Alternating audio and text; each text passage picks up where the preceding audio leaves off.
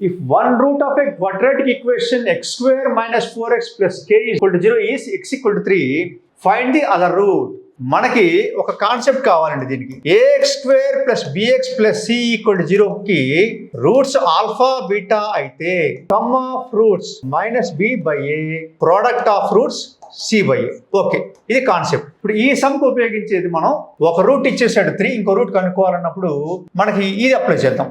Some of roots, ఒక route 3 ఇచ్చాడండి, ఇంకో రూట్ 3 దాన్ని బీటా అనుకోండి, equal to minus b by a. So a అంటే ఎక్స్ స్క్వేర్ క్వశ్చన్ 1, ఇది b -4, ఇది సి అండి.